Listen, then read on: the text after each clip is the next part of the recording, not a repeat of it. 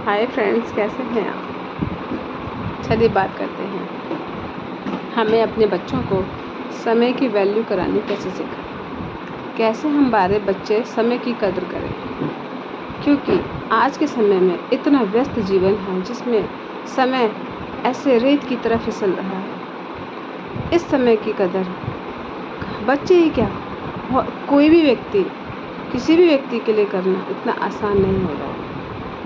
पहले के समय में इसी समय को सबके पास ही 24 घंटे होते हैं। कोई राजा है या रंक है, 24 घंटे सबके पास है।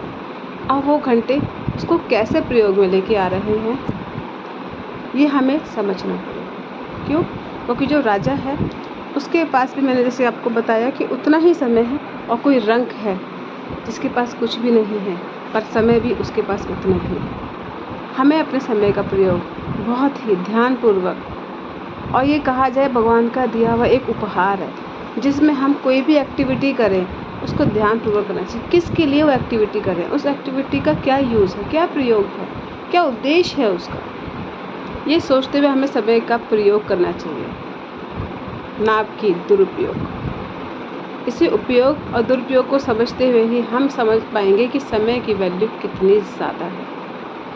क्योंकि जैसे रेत है, अगर रेत में एक मुट्ठी में अगर आप हाथ में बंद कर लेंगे तो उसे कितना भी टाइट बंद करिए आप, वो धीरे धीरे धीरे धीरे धीरे धीरे निकलेगा ही हाथ से।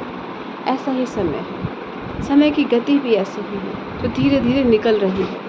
हमें अपने इस जीवन को, कह सकते हैं कि हमें इस जीवन को अपनी, जितना ही हम पढ़ाई के लिए अपनी वैल्यू देते हैं, हम अपने दैनिक क्रियाओं के लिए वैल्यू देते हैं, उतना ही वैल्यू हम थोड़ा सा समय निकालें अपने ईश्वर के लिए, अपने उसके लिए जिसने हमें ये जीवन दिया है, उसको धन्यवाद देने के लिए, अपने इस शरीर के लिए जिससे हम श्वास ले रहे हैं, जिसने भगवान ने हमारे दो ये नथुने बनाए हैं, जिससे हम नीचे देखिए आप कि ये सांस लेने की प्रक्रिया भी ईश्वर ने बनाई है। आज के टाइम पे टेक्नोलॉजी कितनी भी एडवांस हो गई है, बट सांस लेने की जो प्रक्रिया है वो नेचुरली किसी और के हाथ में नहीं है, ऊपर वाले के। हमें अपने समय का सही प्रयोग करना चाहिए। हमें ईश्वर को धन्यवाद देना चाहिए समय समय पर, कि हम कुछ भी अच्छा करें उसमें ईश्वर का धन्यवाद है। उसमें ईश्वर का ही कुछ ऐसा हमारे लिए प्लान कर रखा है कि जिसमें से ये अच्छा हुआ। अगर कुछ बुरा होता है तो हमें ईश्वर को उसके लिए भी धैर्य बना के रखना चाहिए कि शायद ये बहुत बड़ा कष्ट होगा जो पल में ही, छोटे से समय में निकल गया है। तो मैं आज इतना ही बताना चाहूँगी।